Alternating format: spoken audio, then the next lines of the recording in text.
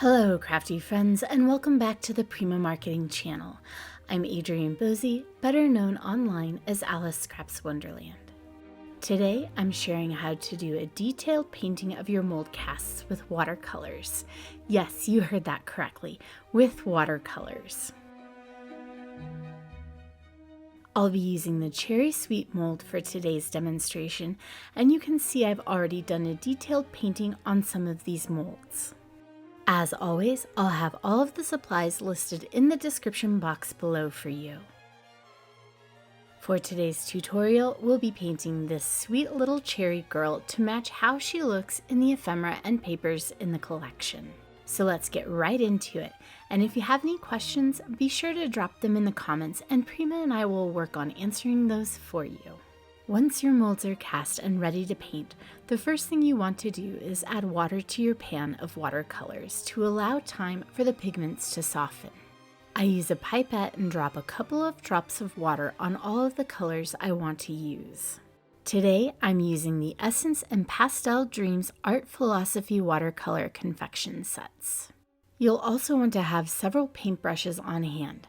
I'm using a round number 2 and round number 8, as well as a 1/2 inch angled shader brush. In order for your paint to stick, especially to resin, you need to prime your mold with gesso. You can use Finnabair's white gesso or her clear gesso. I personally like to prime with clear gesso for watercolors as it is thinner and doesn't leave brush strokes in the gesso.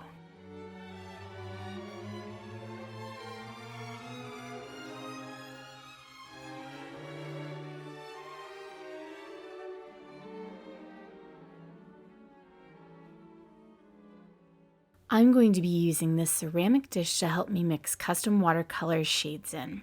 You can also mix on plastic packaging or plastic art palettes. The first thing we need to paint is her dress.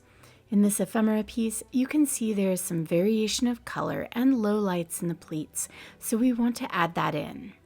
I dip into Essence number 98 with my larger round brush and add a little to the mold. The color is pretty dark, so I dip my brush into some water and then add the water to the mold. Now I know this looks pretty crazy, but you need to trust the process here. Her dress is going to look wild until the very last step, so don't let that mess with you. Watercolor is all about layering, letting the watercolor dry between each layer, so there will be a lot of back and forth in this tutorial.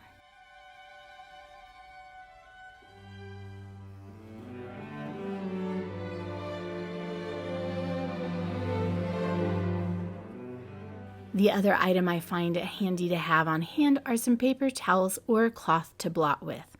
I just want a hint of color on her dress, so once the pigment has settled into those crevices, I blot off some of the excess water and paint with my cloth.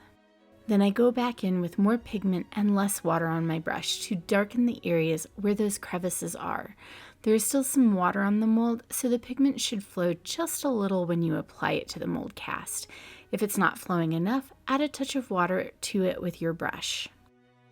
Next, start working on her face by adding Essence number 100 to her eyes using the small round brush.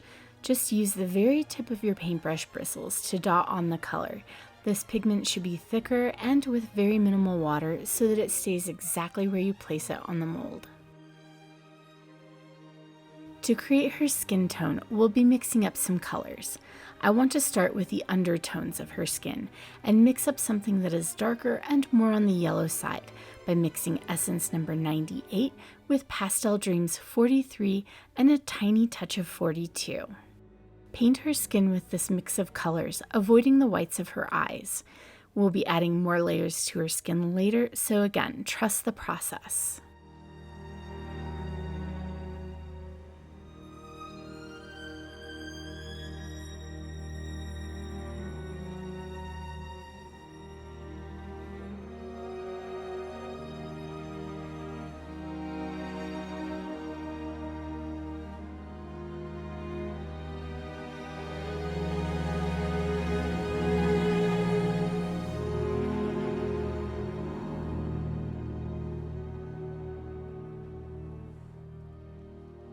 Set your mold aside to air dry at this point. If you start working on her hair or boots, you risk running your colors together in the wet paint you just added. If you've got a little handheld fan, you can use it to speed up the process of air drying at any time during the painting process. To deepen the colors of her eyes, go in with essence number 97 to bring in some of the red brown.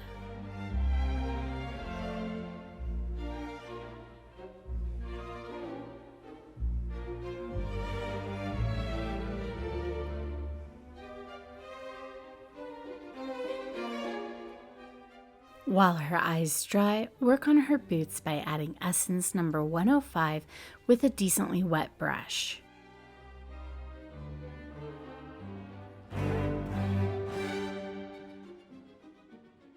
While that color is still wet, dab on some essence number 98 to create a variation in the colors. Now that her boots are drying, let's work on her hair, which is an auburn shade, so we'll need to mix a red and a brown. Mix up from the Pastel Dreams palette number 39, the Crimson Red, and a touch of number 42. Then from the Essence palette, mix 98 in for a bit of that golden brown hue with a touch of 97, a deep red brown.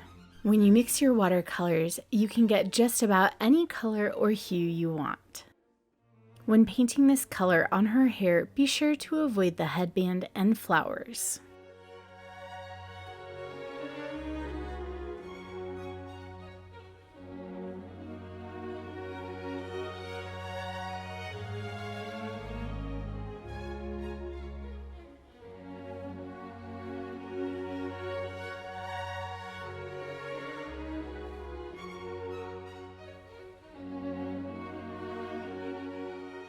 My color dried pretty instantaneously, so I went back in and added a second layer to help deepen it.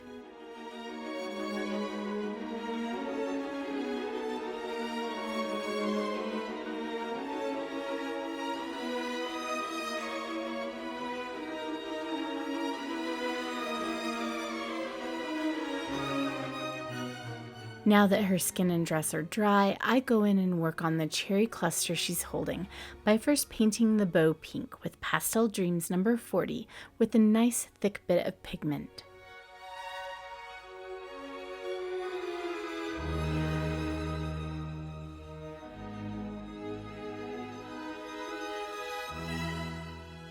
Since this bow doesn't touch her skin much and is a thicker layer, we can work on adding more detail and color variations to her skin tone.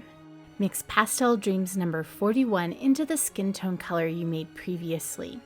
Then use this color to blush her cheeks, lips, and nose, as well as other areas like her forehead, collarbone, and her legs.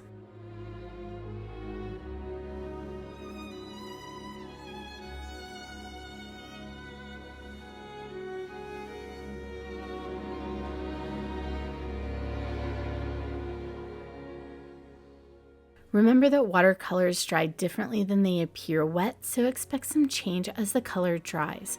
You'll see it deepen into a blushy pink rather than the peachy color it appears while wet.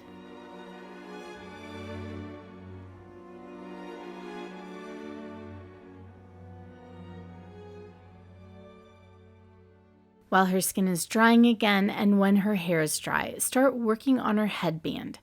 Dip into Pastel Dreams number 45 to color the band a minty green.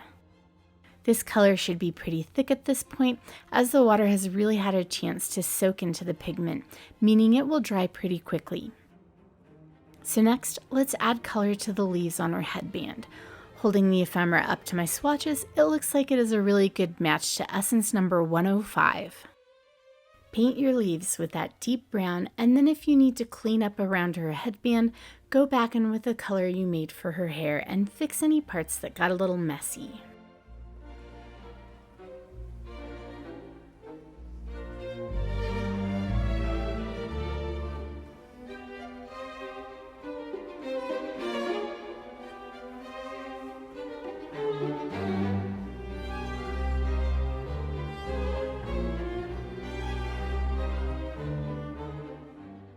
Let's define her face some more by giving her skin some highlights, then adding in her eyebrows and darkening her eyeline.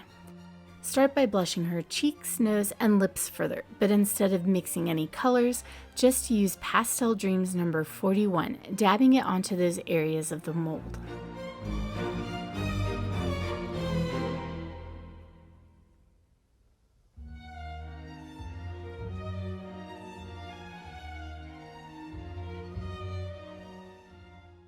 For her eyebrows and eyeline, use Pastel Dreams number 38. Use just the very tip of your small round brush to go over the raised lines for her eyebrows and around her eyes. Be patient here. It's hard to cover up darker colors with light, so it's better to not make any mistakes by being too heavy-handed. Once those raised lines are deepened around her eyes, add a couple upward strokes from the outer corners of her eyes to create some lashes. Next, use that same color to add a few shadows such as under her hair and chin, as well as around her knees.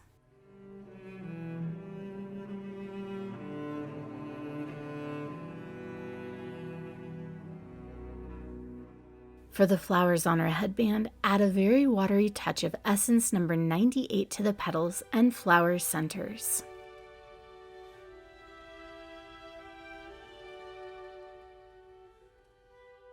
While that dries, add green to the leaves of the cherry bunch by painting Essence number 104 onto the leaves and stems.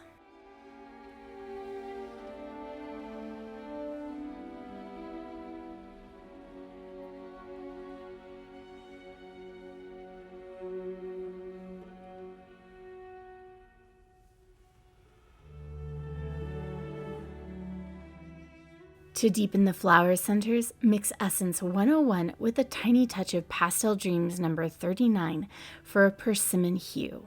Paint this on, then add a touch of Pastel Dreams number 38 to the flower center mix and layer that on top.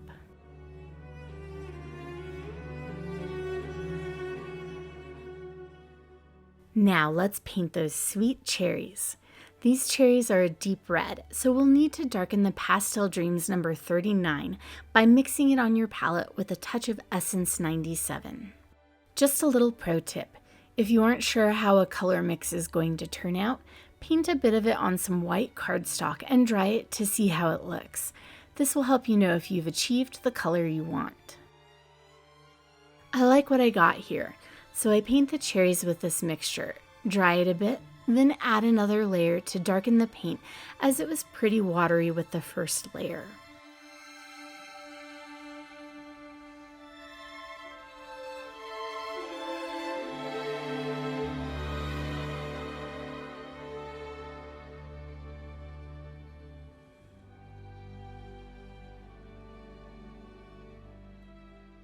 Then I also painted the heart at the top of her dress with the same deep red. I took a little lunch break at this point to let the cherry color mix dry up a bit. If you find your watercolor mix is too watery and it's pooling too much in the low points of the mold, let it sit and dry out. After my lunch, the paint mix was fully dry and I could reactivate it with a damp brush, giving me a much darker, thicker color. I think you can really see the difference here.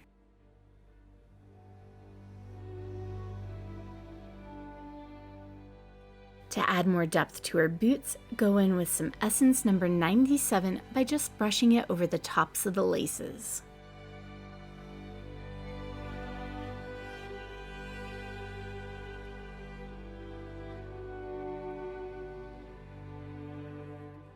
Then I added another layer of the cherry paint mixture to the heart on her dress. It truly is about layering until you achieve the look you want.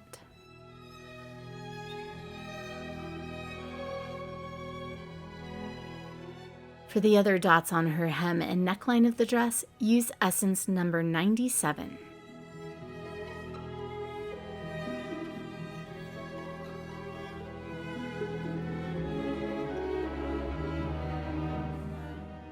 Then use this same color to paint over the seams and pleats in her dress. It's going to look wild, but just trust me on this one. Your paint color should be pretty thick at this point, so once you've added that pigment where it needs to go, Dip your brush into some water and then dab it over those areas to wick the color out on the highlights and down better into the crevices. Then add some more depth to the color of her dress highlights with some of that pinked out skin tone color we made earlier by dabbing it randomly onto the dress. We are basically done with the watercolors, but if you see any things that need cleaning up or darkening, now is the time to do it. Then let this mold sit to dry for at least several hours or overnight. Leave your color mixes in the palette as well in case you need to do some more touch-ups later. When we come back to this mold, it should be completely dry so that we can add the white gesso. I'm back to my angled brush, and I work first on dabbing and dry brushing the gesso on the areas that need to be more white than the rest, like her dress. The key to achieving the right amount of gesso is to always start with less than what you think you will need to brush on. You can always add more layers of gesso, but it's time consuming to repaint areas that got too much gesso with your watercolors. So add a layer or two, then stop and take a look at it. Does it need more white or does it look good? Also remember that unless you are dabbing on the gesso pretty thick, it will reactivate those watercolors to some extent. So her dress won't be pure white, which is the goal. You can see in the ephemera, it's sort of a cream color, and that is what we're trying to achieve here.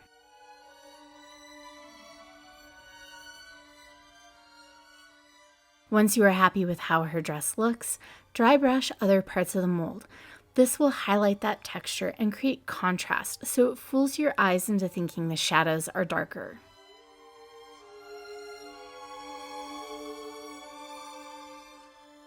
I got just a touch too much gesso on her cheek, so I softened it by dabbing it with my finger.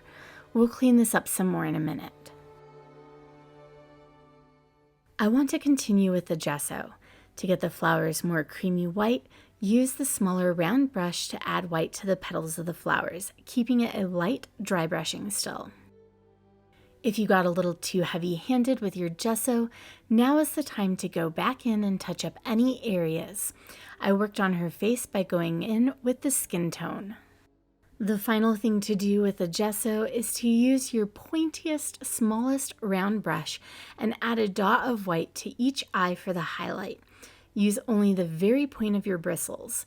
If you are nervous, try practicing on some dark cardstock to see how much pressure you need to apply to create the tiniest of dots of gesso. I used a round number 2 brush for this. And I realized I got a little too heavy-handed on the heart on her dress, so I went back over that with the cherry color too. Here she is next to the other little cherry girl mold I previously painted. They look so sweet together. Before finishing up this tutorial, let's talk about caring for your watercolor palettes and brushes.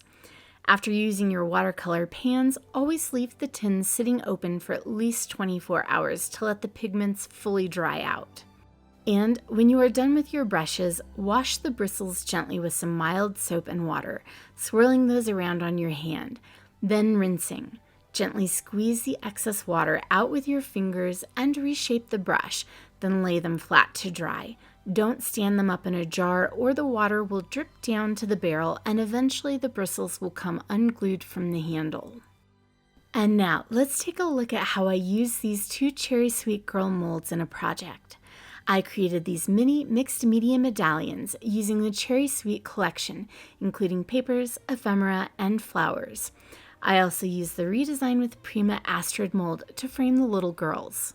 If you want a tutorial for assembling this project, I placed a link to my blog in the description box. I hope you enjoyed this detailed mold painting tutorial and that you give watercoloring your molds a try. Don't forget to hit the subscribe button and to like this video to get more amazing inspiration and content from the Prima Design team. And until next time, happy crafting!